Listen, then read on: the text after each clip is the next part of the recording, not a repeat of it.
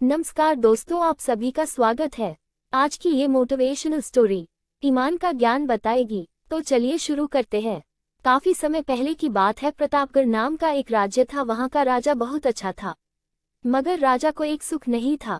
वो ये कि उसके कोई भी संतान नहीं थी और वह चाहता था कि अब वह राज्य के अंदर किसी योग्य बच्चे को गोद ले, ताकि वह उसका उत्तराधिकारी बन सके और आगे की बागडोर को सुचारू रूप से चला सके।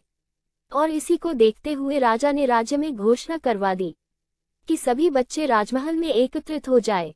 ऐसा ही हुआ। राजा ने सभी बच्चों को पौधे लगाने के लिए भिन्न भिन्न प्रकार के बीज दिए और कहा कि अब हम 6 महीने बाद मिलेंगे और देखेंगे कि किसका पौधा सबसे अच्छा होगा।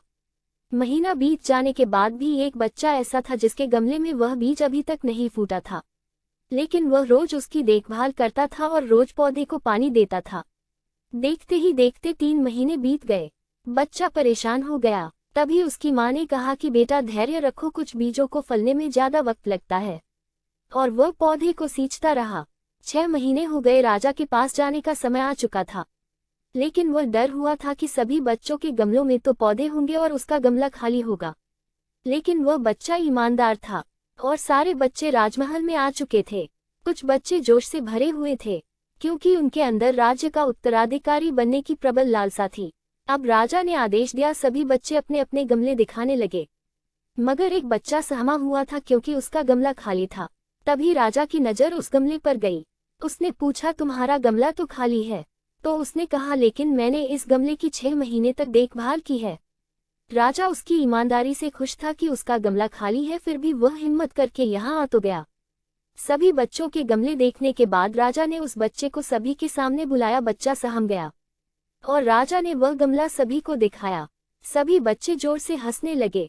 राजा ने कहा, शांत हो जाइए, इतने खुश मत होइए। आप सभी के पास जो पौधे हैं वो सब बंजर है। आप चाहे कितनी भी मेहनत कर ले, उनसे कुछ नहीं निकलेगा।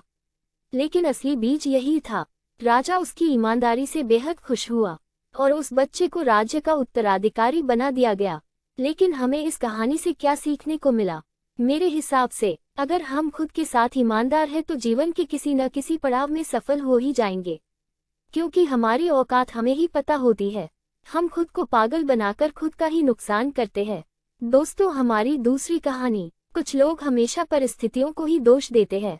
यह मोटिवेशनल स्टोरी ऐसी है जिसको सुनकर आपकी आंखें खुल सकती है। इस कहानी को जल्दी से जल्दी शुरू करते हैं। दोस्तों, हमारी दूसरी, परिस्थिति को दोष देना। काफी समय पहले की बात है दोस्तों। एक आदमी रेगिस्तान में फंस गया था। वह मन ही मन अपने आप को बोल रहा था कि यह कितनी अच्छी और सुंदर जगह है। अगर यहाँ पर पानी होता तो यहाँ पर कितने अच्छे अच्छे पेड़ उग रहे होते और यहाँ पर कितने लोग घूमने आना चाहते होंगे। मतलब ब्लेम कर रहा था कि यह होता तो वो होता और वो होता तो शायद ऐसा होता। ऊपर वाला देख रहा था। अब उस इंसान ने सोचा, यहाँ पर पानी नहीं दिख रहा है। उसको थोड़ी देर आगे जाने के बाद उसको एक कुआं दिखाई दिया जो कि पानी से लबालब भरा हुआ था। काफी देर तक विचार विमर्श करता रहा खुद से।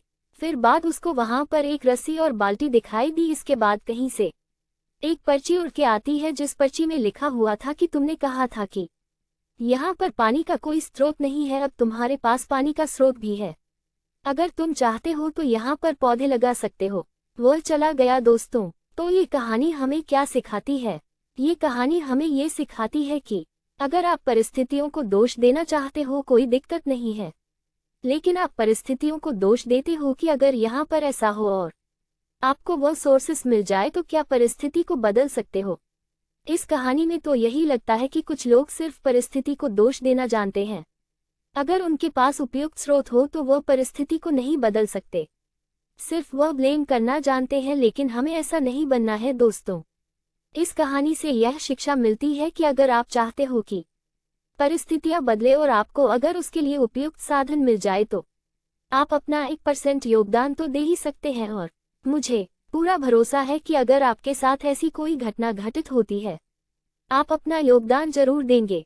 ये कहानी आपको अच्छी लगी होगी। अगर आप चाहते हो कि आपको ऐसी मजेदार कहानियां मिलती रहे तो आप बिल्कुल सही जगह पर। हमारी तीसरी कहानी, हार गए लेकिन खुद से जीत गया। आपकी ऊर्जा पहले जैसी नहीं रहेगी तो चलिए बिना आपका समय गवाए मोटिवेशनल स्टोरी को शुरू करते हैं। हरीश नाम का एक लड़का था। उसको दौड़ने का बहुत शौक था। वह कई मैराथन में हिस्सा ले चुका था, परंतु वह किसी भी रेस को पूरा नहीं करता था। एक दिन उसने ठान लिया कि चाहे कुछ भी हो जाए वह रेस पूरी जरूर करेगा। अब रेस शुरू हुई। हरीश ने भी दौड़ना शुरू किया। धीरे दो सारे धावक आगे निकल रहे थे, मगर अब हरीश थक गया था। वह रुक गया। फिर उसने खुद से बोला, अगर मैं दौड़ नहीं सकता तो कम से कम चल तो सकता हूँ। उसने ऐसा ही किया। वह धीरे दो चलने लगा, मगर वह आगे जरूर बढ़ रहा था। अब वह बहुत ज्यादा थक गया था और नीचे गिर पड़ा। उसने खुद को बोला कि वह कैसे भी करके आज दौड़ को पूरी जरूर करेगा। वह जिद करके वापस उठा, लड़खड़ाते हुए आगे बढ़ने लगा और अंततः वह रेस पूरी कर गया। माना कि वह रेस हार चुका था, लेकिन आज उसका विश्वास चरम पर था, क्योंकि आज से पहले रेस को कभी पूरा ही नहीं कर पाया था। वह जमीन पर पड़ा हुआ था, क्योंकि उसके पैरों की मांसपेशियों में बहुत खिंचाव हो चुका था। लेकिन आज वह बहुत खुश था, क्योंकि आज वह हार कर भी जीता था। दोस्तों, हम भी तो इस तरह की गलती करते हैं हमारी लाइफ में। कभी भी अगर कोई परेशानी होती है तो उस काम को नहीं करते और छोड़ देते हैं। अगर आप एक स्टूडेंट हो और रोज 10 घंटे की स्टडी करते हो और किसी दिन कोई परेशानी की वजह से आप पढ़ाई नहीं करते, मगर आपको भले ही 5 घंटे मिले, पढ़ना जरूर चाहिए। हरीश की कहानी से हमें यही सीखने को मिलता है कि अगर हम लगातार आगे बढ़ते रहे तो एक दिन हम हार कर भी जीत जाएंगे। छोटे छोटे कदम बढ़ाते जाओ और आगे बढ़ते जाओ, यही सफलता का नियम है। अगर आपको भी ये मोटिवेशनल स्टोरी अच्छी लगी हो तो कमेंट के माध्यम से हमें जरूर बताएं। अगर आप और भी मोटिवेशनल स्टोरी को पढ़ना चाहते हो तो आप बिल्कुल सही जगह हो। यहाँ पर आपको काफी सारी मोटिवेशनल स्टोरीज का संग्रह मिलेगा, जो आपको जीवन में आगे बढ़ने की प्रेरणा देगा।